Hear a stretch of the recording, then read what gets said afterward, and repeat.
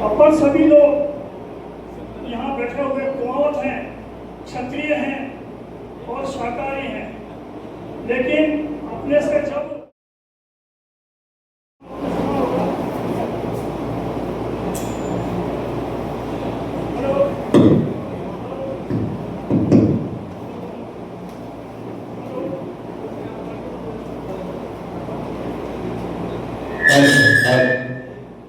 Hello, Prithviraj Chauhan आपने सुना होगा। पृथ्वीराज चौहान ने मोहम्मद गौरी को 16 बार हराया था। 17वीं बार में मोहम्मद गौरी से वो संयोगिता का चक्कर पड़ा था जयचंद से। तो जयचंद ने मोहम्मद गौरी से मिलकर के पृथ्वीराज को हराया और पृथ्वीराज को मार दिया।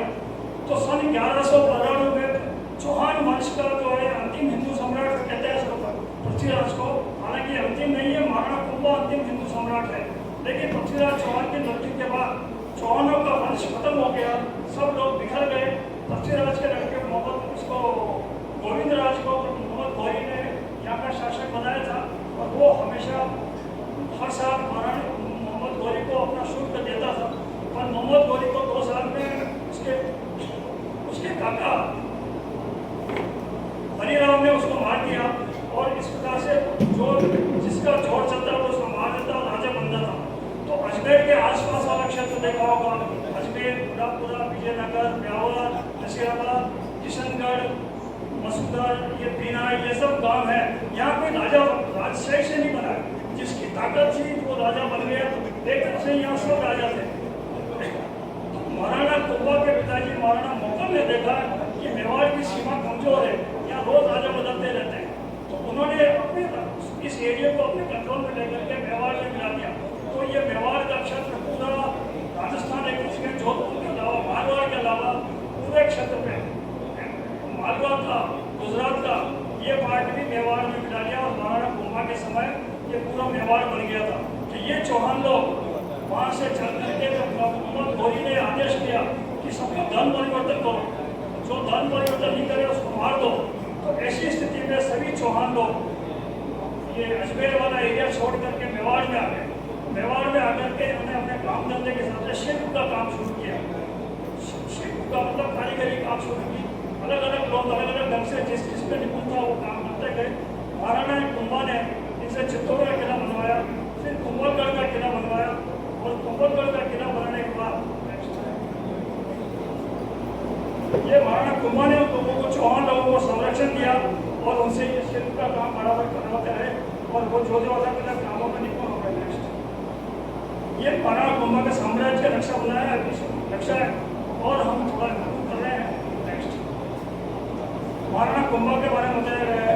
महाराणा कुंभा ने जब कुंभलगढ़ बन गया तो दशहरे के दिन उसका अपन बोलते नांगल किया, उसकी प्रतिष्ठा की और प्रतिष्ठा करके राजसभा की और सभी लोगों को बुला करके उन्होंने कहा, रे चौहान वंशी शिल्पियों, तुम क्षत्रिय होते हुए भी शिल्प के महान ज्ञाता हो। युद्ध में तुम्हारे हाथ तलवार उठाते हैं और शांति में करनी हथौड़ा। मैं महाराणा कुंभा तुम्हें अपना भरत पुत्र मानते हुए कुमावत नाम देता हूँ। आज से तुम सब शिल्पी क्षत्रिय कुमावत कहलाओगे। यहाँ से क्षत्रिय कुमावत कहलाना शुरू हुए। संवत 1515 में दशहरे के दिन से महाराणा कुंभा ने उस दिन पहली बार इन लोगों को कहा था कि तुम क्षत्रिय कुमावत हो।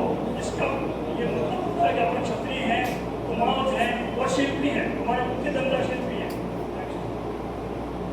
इसके बाद ये होता है कि अपन शाकाहारी हैं।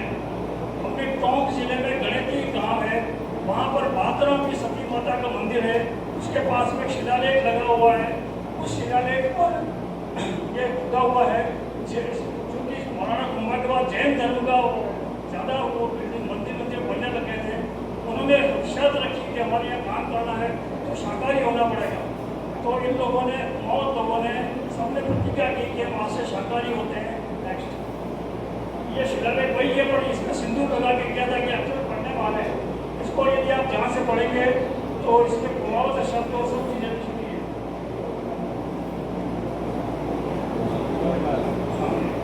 इसमें 3 शर्तें लिखी हुई है।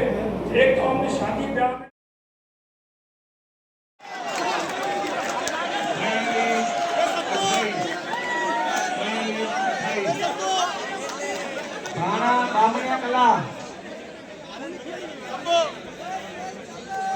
ठाणा बी भांगेकला दोनों टीमें तैयार हैं।